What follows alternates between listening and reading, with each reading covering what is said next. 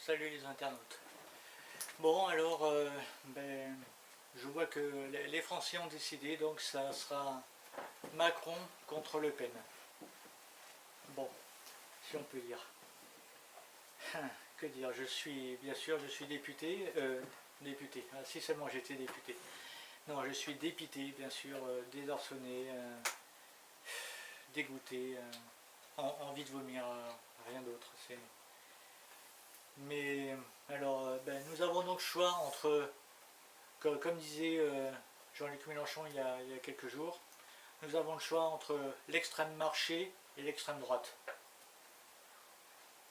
Euh, L'extrême droite, j'ai pas vraiment envie, et l'extrême marché, je n'ai pas du tout, mais alors pas du tout envie. Il est hors de question, vous entendez bien, hors de question que je mette un bulletin Emmanuel Macron dans l'urne. Plutôt crever. Comme je le disais dans les vidéos précédentes, à propos de Emmanuel Macron et Marine Le Pen, dans lesquelles j'expliquais pourquoi je ne voulais pas voter pour eux, eh bien je ne retire rien de ce que j'ai dit. Je ne renie rien. Je confirme. Et que dire, Emmanuel Macron, c'est le royaume du fake, c'est faux de A à Z, c'est mensonge, c'est insulte, c'est le vide intersidéral de son discours, c'est tout ça, vous le savez déjà. C'est Et puis alors le fait que bien sûr hier soir dans la soirée électorale de réaction, les pros Macron disaient Macron c'est le renouvellement. Mais non, mais mort de rire quoi. Le renouvellement de quoi? Macron c'est l'enfant bâtard illégitime décérébré qu'auraient eu Hollande, Valls et Sarkozy. C'est un ensemble des trois. C'est impossible de dire que c'est un quelconque renouvellement. S'il veut faire la politique de Hollande, il est sioniste comme Valls, il est bling bling comme Sarkozy. Non mais vous l'avez vu, allez c'est moi JFK, ouais je suis le plus fort, je suis le plus beau, je la gueule et je vais tous vous enculer en fait, c'est ça. Non c'est n'importe quoi, j'en reviens pas, bon je dois vous dire que en fait hier après-midi, hier matin, je faisais une visite dans la nature. Vous savez, la nature, ce dont se fout éperdument Emmanuel Macron. Et j'ai été voir le gouffre de Padirac, un gouffre géologique. Hier soir, à 20 h, je suis tombé dans un gouffre politique. Et je suis mort un petit peu à l'intérieur. Je suis désolé, mais j'existe plus. Mais je sens qu'un autre est en train de naître en moi, et pour dire que la lutte n'est pas finie, loin de là, et il faut tout faire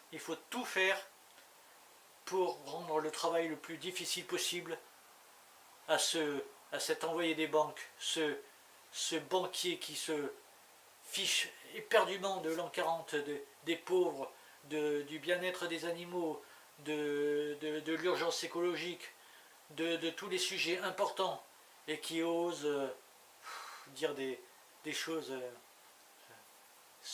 suprêmement idiotes, ridicules. C'est comme le dit Ridicule TV. Ridicule TV, chapeau à eux, c'est excellent ce qu'ils font sur Macron.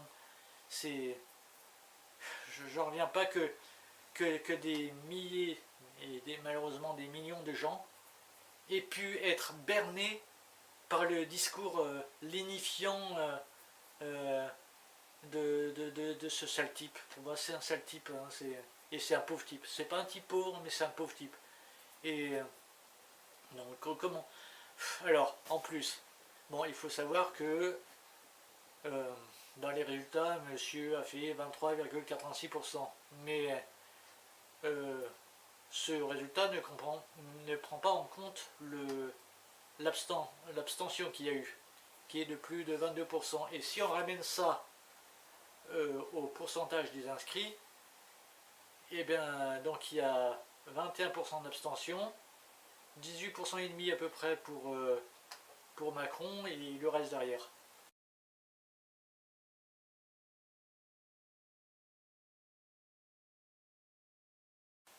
Et donc 18% et demi de 47 millions de votants à peu près, ben ça fait que 8 millions et demi de personnes. Et c'est ces 8 millions et demi de personnes qui vont faire chier l'avenir proche, dès maintenant, de 65 millions de personnes. Non mais c'est... Et c'est ça qu'on appelle la démocratie. Non mais de toute façon j'y crois plus à la démocratie. La démocratie française est morte et enterrée depuis belle lurette. Et là c'est un exemple de plus. Et là encore, liberté, égalité, fraternité. Le seul qui pouvait lui redonner un sens à cette devise française, c'était Jean-Luc Mélenchon. Et là, comme je le disais encore dans une vidéo précédente, cette devise ne veut absolument plus rien dire. Et actuellement, c'est capitalisme, sionisme, lobbyisme. Voilà ce que représente la République française actuellement. Et la liberté, la liberté. Alors il faut libérer le travail, mais libérer, c'est pour les patrons, c'est pas possible autrement. En fait, ça veut dire libérer le travail, ça veut dire enlever des droits aux travailleurs. Non mais vous vous rendez compte que ce sale type, par exemple, pour les heures supplémentaires, c'est tout juste, il ne veut pas supprimer le concept d'heures supplémentaires, tout le monde bossera au même taux, et s'il garde des heures supplémentaires, il a très envie de non seulement réduire le taux de majoration des heures supplémentaires, voire de supprimer la majoration. Donc si on bosse 40 heures, 45 heures, ben c'est 5 heures, 10 heures en plus, elles seront payées comme les 35 heures précédentes. Non mais, et vous avez voté pour ça. Non mais, alors vous les gens là, vous tous qui vouliez un changement de système, qui vouliez une sortie de l'Europe à différents degrés, mais qui n'avez pas voté pour Mélenchon, j'ai pour vous le plus immense mépris. Le plus immense mépris.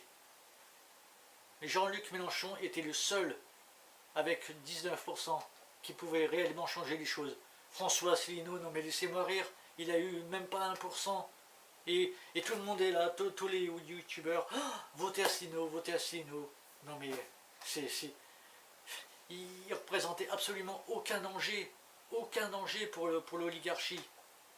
Poutou là, Poutou, l'autre con là qui veut désarmer la police, alors qu'il a des idées, à part ça, relativement proches de Jean-Luc Mélenchon. Pourquoi il s'est pas lié derrière lui? Et voilà.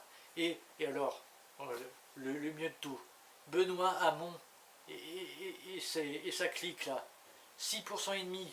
Vous imaginez? Jean-Luc Mélenchon, 19% et demi. Benoît Hamon, 6% et demi. Si on additionne, ça fait 26%, 26%. Et ben voilà, Mélenchon était premier. Et non mais voilà. Benoît Hamon, en fait, il faut le savoir. Benoît Hamon, il n'était pas là pour gagner, il savait très bien qu'il allait perdre. Mais ce qu'il voulait surtout, c'était faire perdre aussi Jean-Luc Mélenchon. C'était ça son but. Rappelez-vous qu'il est toujours socialiste. Qui dit socialiste, dit PS. Qui dit PS, dit François Hollande. Qui dit François Hollande, dit Emmanuel Macron. Et d'ailleurs, ça se voit parce que Benoît Hamon a appelé à voter Macron. Quelle surprise, sans blague. Tous ces bédi oui là qui appellent à voter Macron, non mais c'est à vomir. Franchement, j'ai failli vomir hier soir. Alors non, je ne voterai pas Macron. Alors, d'autres solutions. Soit je vote blanc, soit je vote nul, soit je vote Le Pen. Et ça, j'y songe sérieusement. J'ai pas encore décidé, j'ai 2 semaines pour ça. Mais j'y songe sérieusement. Votez Le Pen. Votez blanc ou votez nul. Ne pas voter non, parce que je considère que c'est un droit et un devoir en même temps, pour lesquels des gens se sont battus, même si j'y ai pas cru pendant plusieurs années. Mais je me suis dit que c'est malheureusement une des seules possibilités où le citoyen peut s'exprimer. Et par le vote blanc ou nul, je pense que je peux leur mettre par exemple un bon message de mon cru, genre allez tous vous faire enculer, ou tous pourris, ou plutôt crever que ces deux-là. Je sais pas, je vous le dirai à la limite, mais... Et allez tous vous faire enculer d'ailleurs. C'est pour ça que j'ai appelé cette vidéo comme ça, parce que ça, c'est un message pour tous les votants de Benoît Hamon, de Philippe Poutou, de François Asselineau et de tous les autres qui voulaient changer de système, mais qui étaient ridicules, qui avaient des scores trop ridicules et qui auraient dû s'allier derrière Jean-Luc Mélenchon. Allez tous vous faire enculer. Vous le voyez celui-là, c'est mon mépris le plus profond pour vous. Non, franchement, j'ai honte d'être français. Pour moi, les Français, c'est des moujons, comme vous allez voir sur cette image.